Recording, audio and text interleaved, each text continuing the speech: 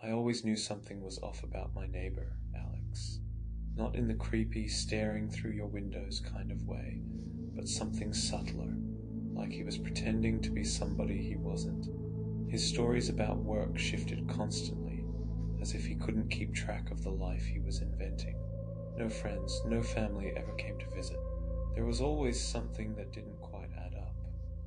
But I never expected things to get as twisted as they did.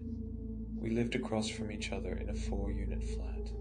I was in 2W and he was in 2E. The first time I met Alex was the night I moved in. It was pouring rain and I was soaked, struggling to carry the last few boxes inside when Alex suddenly appeared. He was just there, standing in the rain without an umbrella, offering to help with a smile that didn't quite reach his eyes. Later, I left a 6-pack of Budweiser at his door as a thank you. It sat there for days untouched. From then on, we'd occasionally exchange pleasantries in the hallway, small talk about the weather, and sometimes weekend plans. But something about Alex always put me on edge. Maybe it was how his eyes lingered on me, or how he always seemed to know things about me, things I never remembered telling him. There was one time in particular that stuck with me. I was late for a concert, rushing out the door, when Alex stepped into the hallway. We exchanged quick hellos and how are yous, but as I flew down the stairs, he called after me, "Enjoy Odessa." I was in the Uber for 10 minutes before I realized something. I never told Alex where I was going. I hadn't mentioned the concert that night or Odessa ever, especially that they were my favorite band. How did he know? Little things like that started to pile up. It felt like Alex knew more about me than any neighbor should. One day I came home to find a package at my door. There was no return address, just my name and address written neatly on the label. I wasn't expecting anything, but I figured maybe it was something from Amazon I had ordered and forgotten about. But inside was a small black notebook, worn and frayed. At the top of the first page, my name and address were written in careful handwriting. Then a pink post-it note fell off and fluttered to the ground. It had a hastily handwritten note. Found this at McGurk's, no reward necessary.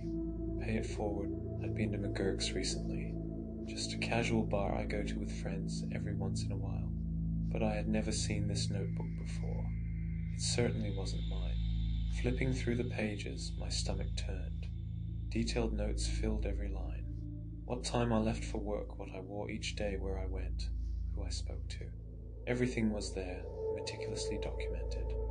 Dates and times with events, repeating and repeating. Walking to the grocery store, grabbing coffee at Picasso's down the street. Every page felt like a violation, a snapshot of my life through someone else's eyes. But it wasn't just the invasion of privacy that made me sick to my stomach. It was the realization that whoever had been watching me almost knew me better than I knew myself. And then it hit me, Alex. There was no other explanation. He had been watching me, keeping tabs on my every move. The strange comments, the way he always seemed to know what I was doing, it all made sense now. But why leave the notebook at my door? Was it some kind of sick joke, a way to let me know he was always there, always watching? I couldn't sit with the dread any longer. I had to confront him. It was late, but I didn't care. My anger boiled over, fueled by fear. I stormed across the hall and knocked on 2E's door, the notebook clenched in my hand. After a moment, the door opened, and there he stood, as calm as ever, with that same eerie smile plastered across his face. But the moment his eyes fell on the notebook in my hand, something shifted. The smile didn't fade, but I saw a flicker in his expression, a glimpse of something darker. "I think you dropped something," I said harshly, holding up my evidence. Alex's eyes narrowed. For a second I expected him to deny everything, to play dumb. But instead he did something I hadn't anticipated. He smiled wider, a grin that sent a chill down my spine. "You shouldn't have opened that," he said softly. "You really shouldn't have." Before I could respond, he stepped back and slammed the door in my face. I stood there, stunned. What the hell had just happened? Should I call the police? But what would I even tell them? That my neighbor had a creepy notebook filled with notes about me? That I thought he had been stalking me? That night I hardly slept.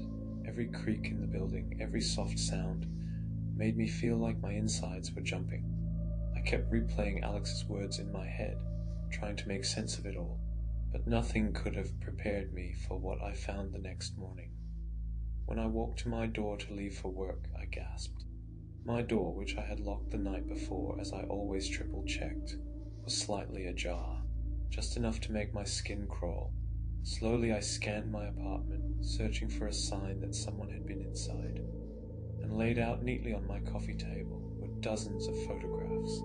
All of me at work, me walking to the store, me inside my apartment, me doing everything that had been catalogued in that damn notebook. Every single one was taken from a distance, someone watching me. Some of the photos were recent, but others dated back months. He'd been watching me from the moment I moved in. My hands trembled as I dialed 911, but before I could hit the call button, I heard a sound behind me. I spun around, my heart in my throat. There was Alex, standing in the doorway, smiling that same cold, dark smile. "I told you," he said softly. "You shouldn't have opened that notebook." Then I blinked and he was gone. I tried to resume my life the next day, but a world of trouble waited for me. My bank accounts were frozen. Credit cards were being declined. My emails were locked. It felt like my life was being erased. I tried to get help, but no one knew who Alex was. My landlord said 2E had been vacant for a year, waiting on renovations to finish. My downstairs neighbors had never heard of Alex. Day by day I lost pieces of myself. My habits changed, what I wore, how I talked, even my thoughts. It was subtle at first, then more pronounced. I stopped sleeping because every time I closed my eyes I saw Alex standing there, smiling. I even avoided mirrors, because every time I caught my reflection, it wasn't quite right. I looked different, like I didn't recognize myself.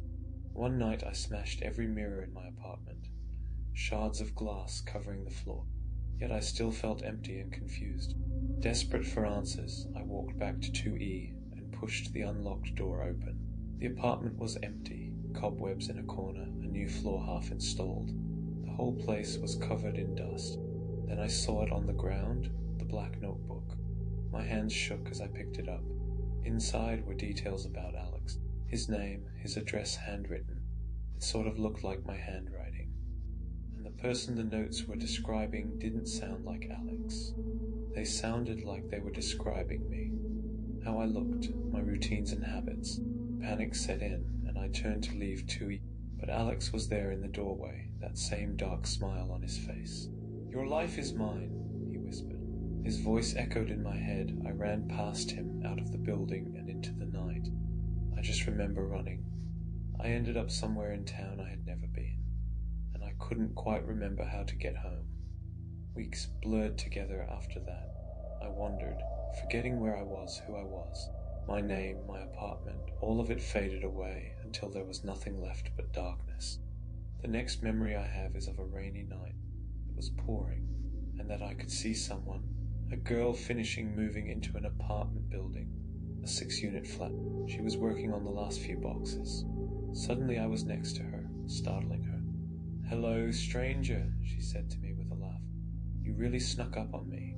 "Oh, sorry for that. I'm a little out of sorts," I said instinctively, like I was on autopilot. "Could you use some help?"